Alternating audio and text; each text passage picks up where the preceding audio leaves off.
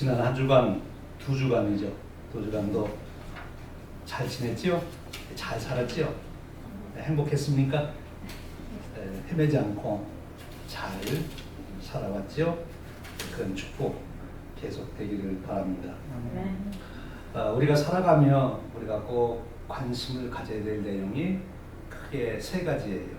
하나는 누구나 다 관심 갖게 되는 내가 살고 있는 나의 삶의 현장에 대한 이해입니다. 내가 지금 어떤 상황에서 살아가나 하는 거죠. 작게는 내 개인의 삶의 영역에서부터 크게는 지금 이 시대의 흐름이 어떤 흐름인가 하는 것을 파악하는 게 중요하고요. 또 그것보다 더 중요한 것은 내가 이루어야 될 삶, 내가 가야 할 내 인생의 길, 내가 이루어야 될 일이 뭐냐 하는 것을 분명하게 알고 놓치지 않고 살아가는 거예요. 그리고 제일 중요한 것은 그런 내 삶의 의미, 사명, 목적, 오늘도 내 삶에서 어떻게 이루어가는 구체적인 계획을 가지고 실행해 가는 거죠. 어때 요즘 우리가 살아가는 세상을 우리 청년들은 어떻게 진단을 하고 있습니까? 살만한 것 같아요? 아니면 좀 힘든 것 같아요? 옛날은 안 살아봐도 모르지.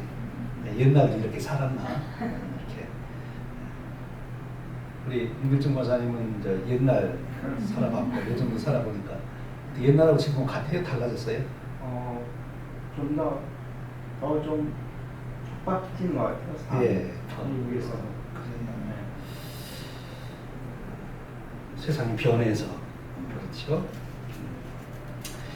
독일의 사회학자인 하르트무트 로자라고 하는 분이세요. 그 사람이 현대 사회, 우리가 살아가는 사회를 분석해서 진단한 내용을 보면 사회적 가속화, 소셜 엑셀레이션이라는 개념을 가지고 현대 우리가 살아가는 세상을 분석하고 있습니다. 우리가 살아가는 세상이 소셜 엑셀레이션, 사회적 가속화가 이루어지고 있는 현장에 우리가 살아가고 있는 거예요.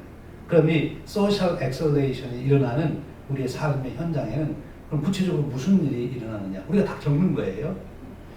이 학자의 분석에 의하면 현대인의 가장 큰 위기 하나는 삶의 속도는 엄청 빨라졌는데 삶의 의미를 잃어버렸다. 그것이 현대인의 가장 큰 문제다. 그런 얘기를 합니다. 좀 더 이제 이분의 분석을 우리가 들여다볼 필요가 있는데 사회적 가속화를 이루는 세 가지 순환 구조가 있다고 해요. 이 사회를 빨리만. 첫 번째는 기술적 가속화. 기술이 엄청 빨리 개발이 돼 가는 거죠. 그렇죠?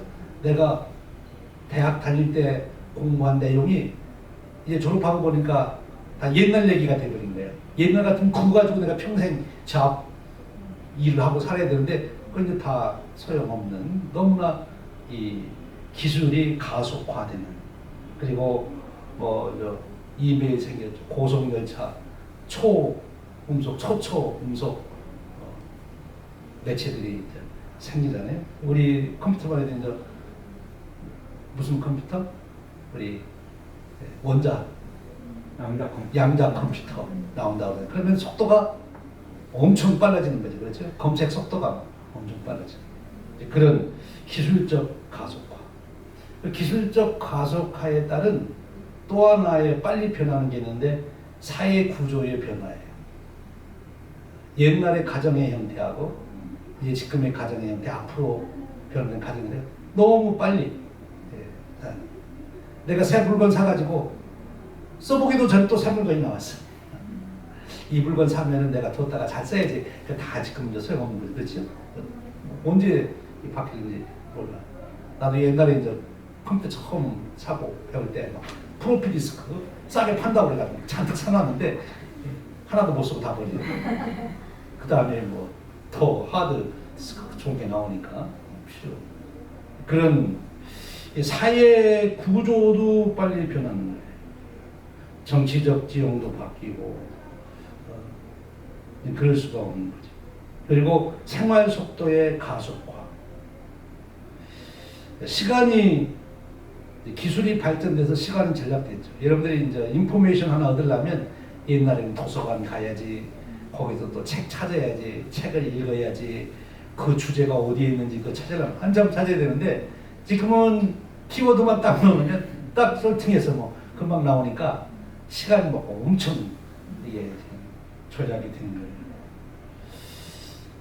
여러분이 하는 사람들 보면 밥 먹으면서 밥만 먹어요? 다른 것도 해요? 밥 먹으면서 핸드폰 봐야지, 메시지도 보내야 돼. 밥 먹으면서.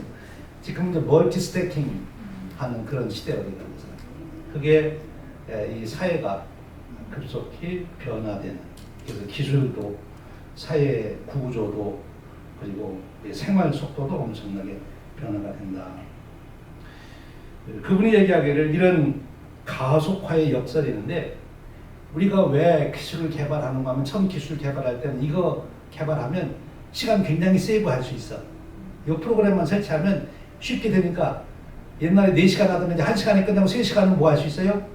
쉴 수 있어. 놀 수 있어. 이런 생각으로 기술을 개발했는데, 사람들을 가만히 보니까 더 바빠지. 그 새 기술을 개발하면 2배 빠른 거 개발하면 일할 거리를 4배를 채운다는 거야.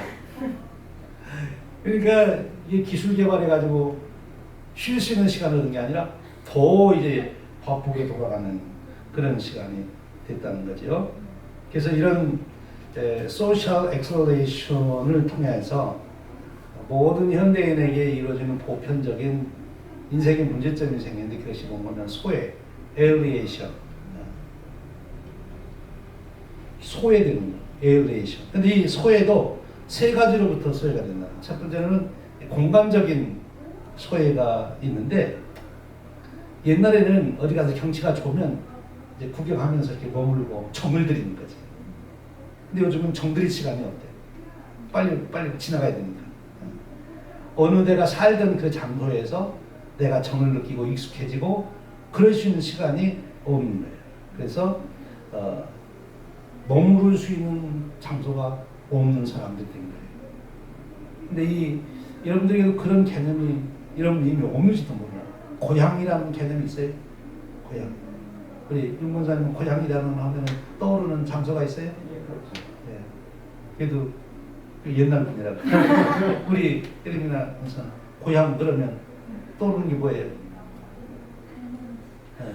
할머니. 나는 고향 그러면 내 이제 고향 집하고 앞에 산하고 들판이 이렇게 다 이렇게 그림처럼 딱 이렇게 떠오르는데, 그 고향을 생각하면 내 마음이 편해지는데, 여러분에게는 그런 게 없는 그런 공간에 내가 머무르는 공간, 그 공간 안에 우리는 살아가는 존재잖아요. 그래서 이 공간과 익숙해진다는 게 굉장히 중요한 건데, 그런 익숙해질 공간이 없어지는 거예요. 이게 이제 사람들과는 외로움을 느끼는 거지.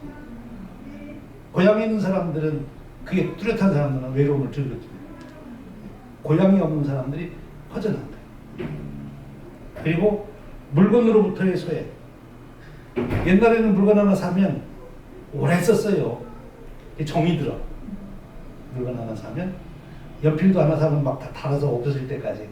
그리고 작아지면 거기다가 막 볼펜 뚜껑 씌워가지고 다 달아없으니까 이렇게 썼는데, 요즘에는 그럴 필요가 없죠. 너무 풍요로워서 안 쓴 새 볼펜도 많아. 그러니까 물건과 정을 들일 시간이 없게 된 거예요. 그리고 가장 중요한 것은 자기 자신으로부터의 소외. 내가 진짜 뭘 원하는지 그걸 생각할 시간이 없는 거예요. 이 사회가 요구하는, 다른 사람들이 요구하는 거기에 빨리 나를 맞추려고 생존의 위기를 느끼면서 살다 보니까 내가 진짜 하고 싶은 일이 뭔가, 내가 하고 이루어야 될 일이 뭔가, 그 생각할 시간도 없어진 거죠. 그래서 삶의 의미를 잃어버린 것을 자기로 소외다, 이렇게 얘기해요. 이 사회학자는 이 정도에서 공간, 물건, 자기 자신의 소외를 말하지요. 자기 자신의 소외가 이제 번아웃 되는 거죠. 그래서 우울증, 무기력, 현대인이 더 많다는 거예요. 근데 더 근본적으로 우리 현대인들의 문제, 미국 현재 사회에서 나타나는 현재 아주 나타난 구체적인 현상이 교회 나가는 사람의 숫자가 점점 줄어들고 있다는 거예요. 젊은 층으로 갈수록 신앙 생활을 안 하는, 하나님을 잃어버리는 시대는 하나님으로부터의 소외, 눈에 보이는 공간, 물건, 내 자신만이 아니라 하나님으로부터의 소외가 일어나는 것이 현대, 우리가 살아가는 삶의 현장이다. 어떻게 이거를 우리가 바로 살아갈 수 있을까? 이 소개한 하르트무트 로자라고 하는 사회학자는 그 대안으로 리소난스, 공명, 한국말로는 공명인데 영어로는 리소난스라는 용어를 써요. 이 공명을 가져야 된다. 공명적 관계를 가져야 된다.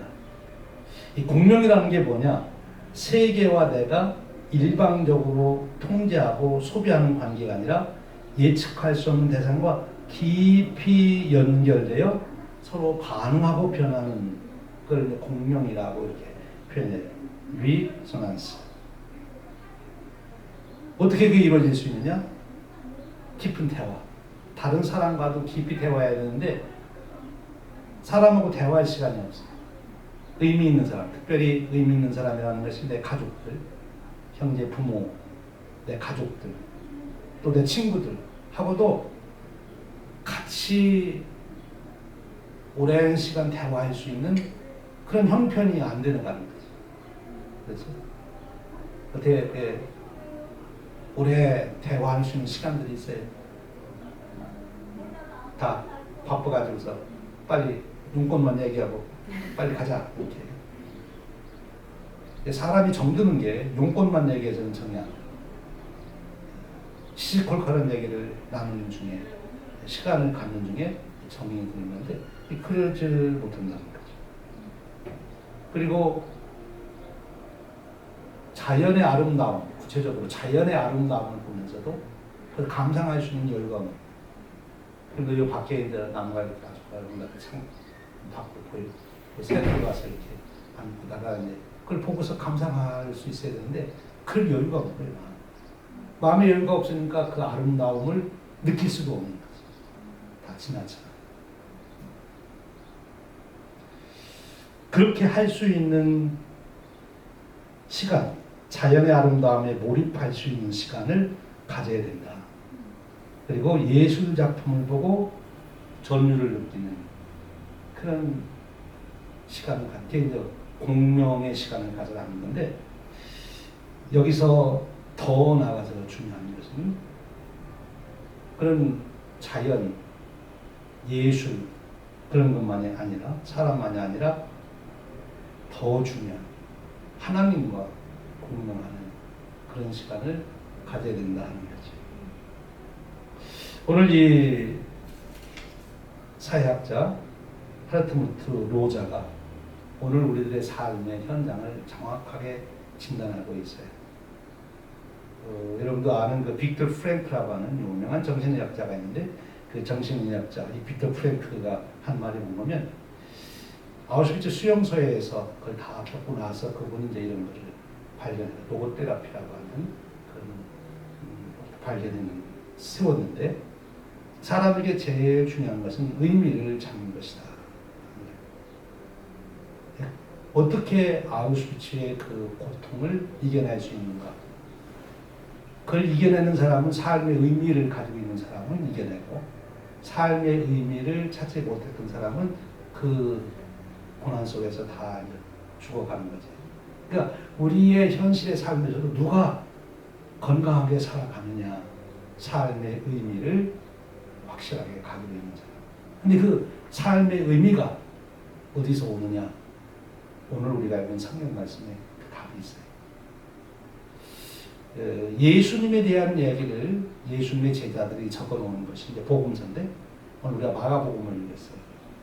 이 마가복음에 예수님에 대한 이야기를 쓰는데 오늘 신문 기자가 예수님을 취재해가지고 쓴다면 신문 기사에 어떤 얘기를 제일 많이 썼을 것 같아요? 여러분이 알고 있는 예수님의 이야기를 생각하면서 요즘 신문 기자라면 예수님 얘기를 취재해 쓴다면 무슨 얘기를 반드시 썼을까? 예수님이 병 고친 얘기 썼을까요? 안 썼을까요? 반드시 썼겠지. 이런 병도 고쳤대. 이런 병도 고쳤대. 우리가 뉴스에 탑 뉴스가 되고 많은 사람들이 제일 클릭하는 것 중에 하나가 이 질병이 이제 극복하게 되었습니다. 그 뉴스만 나오면 다 봐. 그러니까 얼마나 사람들이 질병을 극복하기 위해서 관심을 가지고 있느냐. 그러니까 예수님 병 고친 얘기는 굉장히 중요한 얘기지. 반드시 그걸 써야 되겠지. 그렇죠? 또 예수님이 뭐 신기한 기적을 일으킨 얘기. 여러분들 그 클릭한 뉴스 이런 거 보면은 어떤 뉴스가 제일 많아요? 우리 생각으로는 일어날 수 없는 일이 일어났다고 그럴 때 제일 클릭 많이 하잖아요. 일부러 그래서 그렇게도 이름 붙이고 만들기도 하지만 여러분 아무것도 없는데 그냥 거기다가만 크게 무슨 일 있는 것처럼 예수님이 기적을 일으킨 얘기. 그렇죠? 예수님이 보통 인간이 아닌 정말 신비한 탁월한 모습을 드러내는 그런 모습을 요즘 신문대 같은 취재해가지고 썼을 것 같아요. 왜냐하면 그게 중요하니까. 근데 오늘 우리가 읽은 예수님 얘기 중에 우리가 보면 하나 중요하지도 않은 것 같은데 성경에다가 그 얘기는 왜 써놨을까 하는 얘기가 있어요.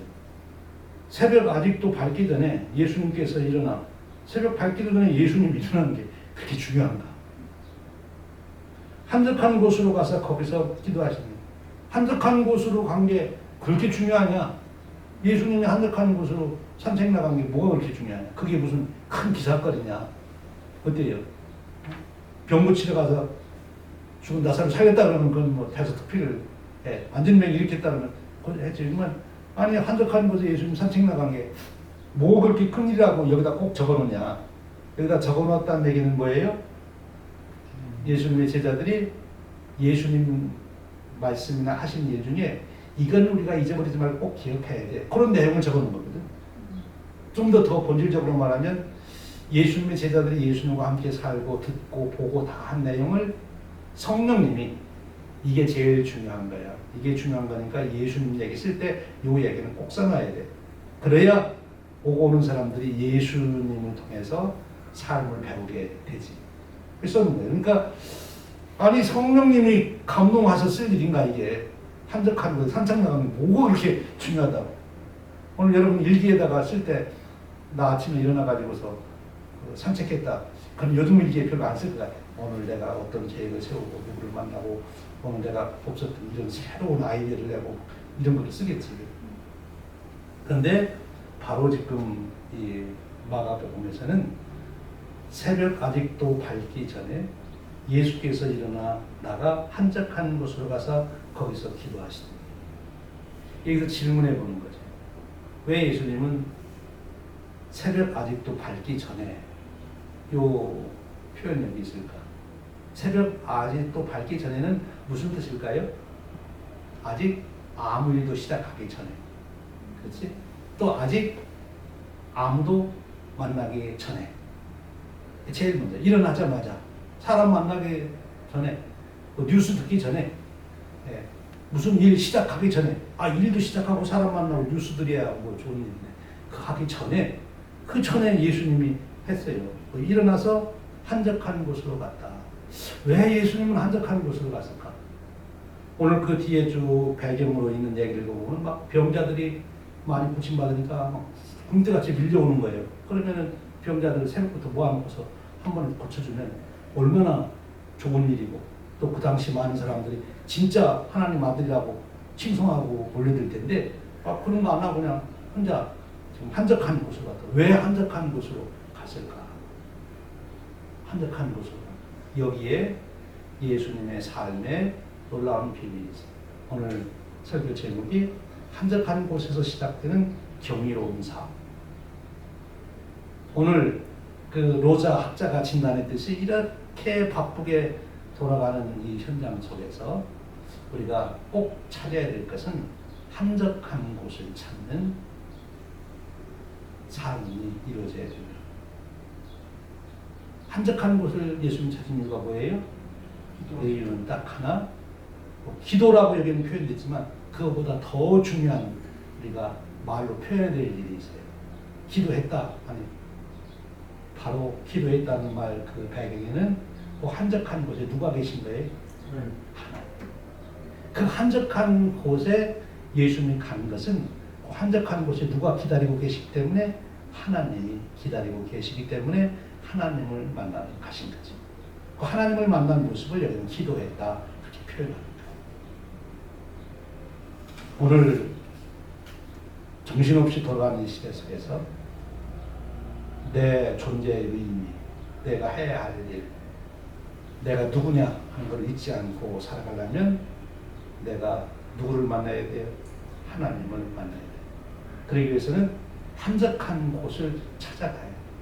복잡한 데가 아니라 한적한 곳. 오늘 우리가 하루의 삶을 시작하기 전에 내 프로젝트를 위해서 분주히 활동하기 전에 우리가 먼저 하나님을 만나는 이것이 내 삶의 의미를 잃어버리지 않는, 내 존재를 잃어버리지 않는 그런 인생이 될 수 있는 축복이죠. 하나님을 만나는 사람은 어떤 일이 그의 인생에 일어나느냐. 첫 번째로 삶의 방향을 잃지 않습니다. 예수님이 군중들이 밀려오고 제자들이 병 고치러 가야 됩니다. 이거 해야 됩니다. 이 마을로 가서 해야 됩니다. 근데 예수님은 방향을 잃지 않으세요. 하나님을 만났기 때문에 내가 오늘 가야 될 때가 있다. 하나님하고 같이 그렇게 정한 거예요. 그러니까 삶의 방향을 잃지 않는다. 하나님 만나요. 그리고 두 번째로는 하나님 만나야 삶의 의미를 발견합니다. 예수님은 이 땅에 단순히 병 고치러 온 의사가 아니에요. 예수님은 우리의 죄를 대속하시기 위해서 오신 메시아입니다. 병 고치는 것은 하나의 자비를 베푸는 행위일 수도 있고 예수님이 하나님의 아들 되심을 드러내는 하나의 표적이 될 수 있지 병 고침으로 우리 인생을 바꾼다는 우리 인생의 제일 문제는 죄 사함을 받는 거지. 근데 그것은 예수님이 이루셔야 될 가장 중요한 일인데 그 일을 예수님은 잊어버리지 않았어요. 삶의 의미, 내 사명이 뭐냐, 존재 가치를 잃어버리지 않았다. 그리고 예수님이 한적한 곳을 찾는 것은 다른 면으로 생각하면 예수님이 지금 하나님과 동행하고 계시다 하는 그런 뜻이에요. 바로 하나님과 동행하는 사람이 결국은 자기 생을 완성한다. 자기 자아 성취를, 자기 본연의 사명, 인생의 의미를 완성한다 하는 것입니다. 바쁘기로 말하면 예수님만큼 바쁜 사람이 어디 있겠어요? 얼마나 많은 사람이 막 밀려오고 환호성을 지르고 막 인기가 올라가고 그런데 한적한 곳을 찾았다는 거죠. 오늘 우리 청년들도 너무 바쁘게 지금 세상이 돌아갑니다. 거기에 맞춰서 우리가 해야 될 것도 있지만 그런 중에 예수님처럼 한적한 곳을 찾아서 하나님과 공명하는 그런 삶, 개연성에 우리가 장소도 내 물건도 사람과도 깊은 정을 갖는 시간을 보내야 되지만 가장 중요한 것은 하나님과 내가 정들어야 돼. 하나님 너무 내게 가깝게 느껴지시고 친밀하게 느껴지시고 언제라도 내 상한 마음을 답답한 마음을 마음껏 쏟아놓을 수 있는 하나님을 내가 경험해야 됩니다. 예수님은 바로 그런 하나님과 동행이셨어요.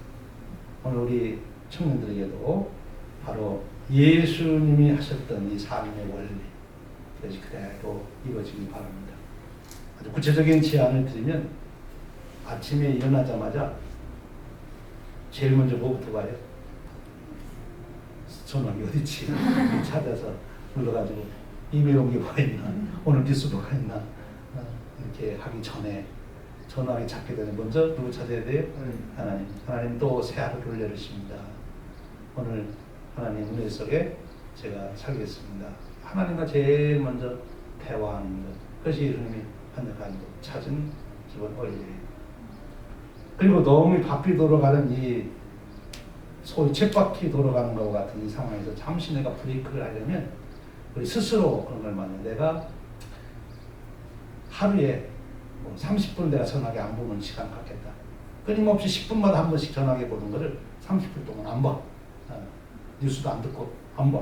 안 보고 내가 생각하는 시간 갖겠다. 또 일주일로 말한다면 많은 청년들이 요즘에 교회 가자고 그러면 좀 일이 바빠서 못 가거나 많을 거예요. 친구들한테 교회 가자고 그러면 그러죠. 나 할 일 많아서 안 돼. 아무리 바빠도 내가 주일날은 교회 나가서 예배 드립니다. 이것이 한적한 곳을 찾는 지혜예요. 여러분의 삶의 일상 루틴에 바로 한적한 곳을 찾는 지혜를 두어서 바로 소셜 엑셀레이션이 일어나는 이런 현장 속에서도 예수님처럼 여러분의 삶의 의미를 잘 감당해가는 축복 되기를 바랍니다. 기도할게요. 하나님 감사합니다. 오늘 우리 예수님 이야기를 통해서 오늘 현실의 삶에서 우리가 어떤 삶의 지혜를 가지고 살아야 하는지 일깨워 주시니 감사합니다. 예수님이 우리의 죄를 대속하시고 영원한 생명을 주신 구주이십니다. 뿐만 아니라 구체적인 생활의 모습도 우리에게 보여주셔서 오늘 소셜 엑셀레이션이 일어나는 우리 현장에서 어떻게 소외되지 않고 참으로 공명하며 살아갈 수 있는지 보여주셨으니 감사합니다.